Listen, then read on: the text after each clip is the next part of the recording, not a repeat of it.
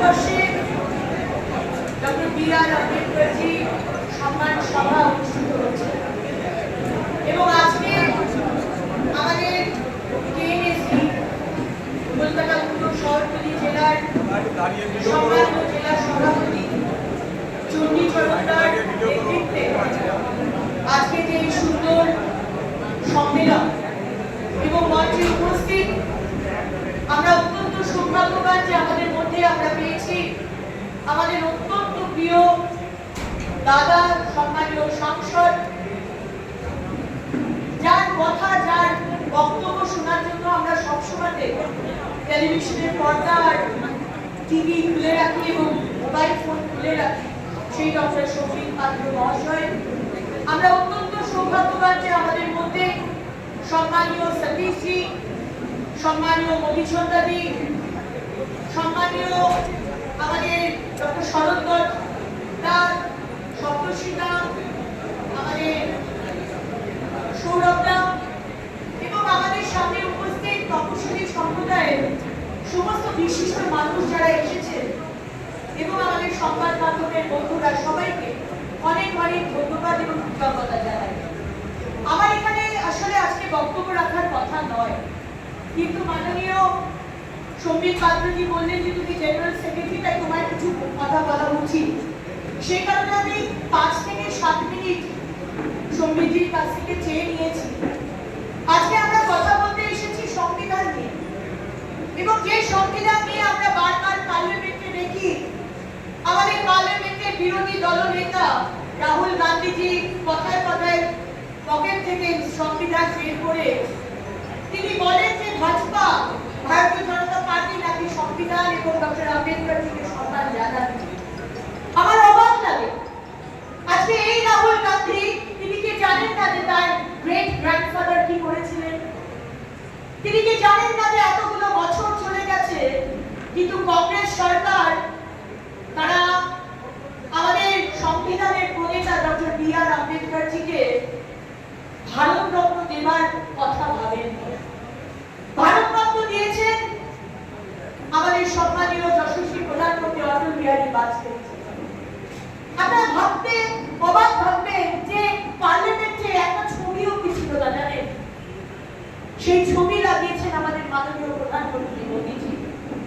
এমনকি সমস্ত দিল্লির বড় বড় নেতার মৃত্যু হলে দিল্লিতে তার স্মৃতিসৌধ বানানো হয়, কিন্তু ডক্টর বি.আর. আম্বেদকরজি তাকে প্রতি পদক্ষেপে অপমান করেছেন এবং মৃত্যুর পরে তাকে দিল্লিতে একটি জায়গা পর্যন্ত দেননি। তাকে একটি প্লেনে করে তার বডি পাঠিয়ে দেওয়া হয়েছিল মুম্বাইতে, এবং সেই প্লেনের খরচা তার বিধবা স্ত্রীর কাছ থেকে আদায় করা হয়েছিল। আপনারা আজকে কার কথা বলছি? এই পশ্চিমবঙ্গে কি ডক্টর বি.আর. আম্বেদকরজির সংবিধান আছে? এখানে মমতা ব্যানার্জির সংবিধান চলে, এখানে ডক্টর বি.আর. আম্বেদকরজির সংবিধান নেই। এটা আমাদের থেকে বেশি আসলে জানে। আজকে বলা হয় সংবিধানে ফ্রিডম অফ স্পিচ, কথা বলার স্বাধীনতা, কিন্তু আমরা দেখেছি যে এখানে যদি সরকারের ভারতীয় জনতা পার্টির সৈনিক কার্যকর্তা তো ছেড়েই দিলাম, সাধারণ মানুষ যদি এই মমতা ব্যানার্জির সরকারের একটা ক্রিটিসিজম করে, ক্রিটিক করে সোশ্যাল মিডিয়ায় পোস্ট করে, তাহলে বাড়িতে পুলিশ চলে যায়।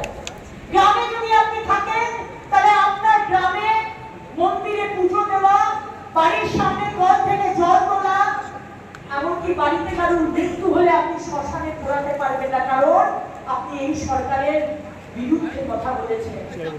এখানে কি ডেমোক্রেসি আছে, গণতন্ত্র আছে?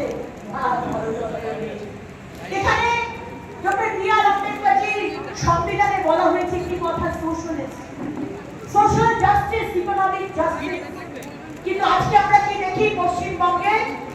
আজকে মোদীজির যে যোজনা এবং স্টেটের যে যোজনাগুলো আছে, সেই যোজনা সুবিধে দেওয়া হয় যে ইকোনমিক্যালি ব্যাকওয়ার্ড সেই দেখে নয়, আপনার ধর্ম কি। আপনি যদি মুসলমান হন তাহলে ওবিসি সার্টিফিকেট আপনি পেয়ে যাবেন, ওবিসি ক্যাটাগরিতে আপনার নাম উঠে যাবে। এইটা হচ্ছে আজকে সোশ্যালিস্ট শব্দটির ইমপ্লিকেশন এই পশ্চিমবঙ্গে।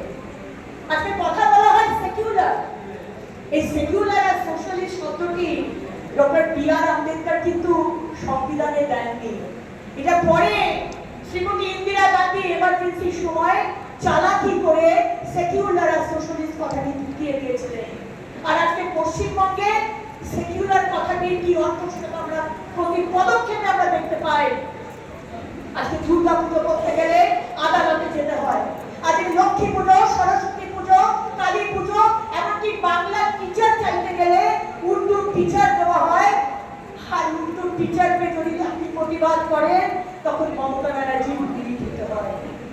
কদিন আগে আমরা দেখলাম আজকে পশ্চিমবঙ্গে যারা সনাতনী হিন্দুরা রয়েছে আজকে প্রতি পদক্ষেপে ডক্টর বি আর আম্বেদকরের সংবিধানকে কুঁচিয়ে দিচ্ছে এই মমতা ব্যানার্জির সরকার।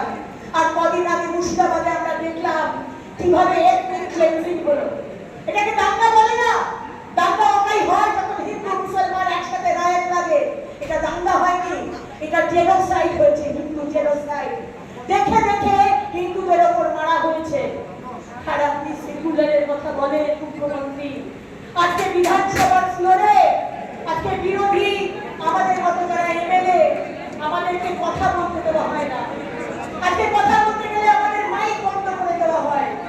তাই আজকে যদি সত্যিকারে আজকে ডক্টর বি আর আম্বেদকরজির যে সম্মান সভা আমরা করছি সেখানে যদি সত্যি ডক্টর আম্বেদকরজিকে সম্মান জানাতে হয় তাহলে আগামী দিনের যে লড়াই সেই লড়াইয়ের জন্য প্রস্তুত হন।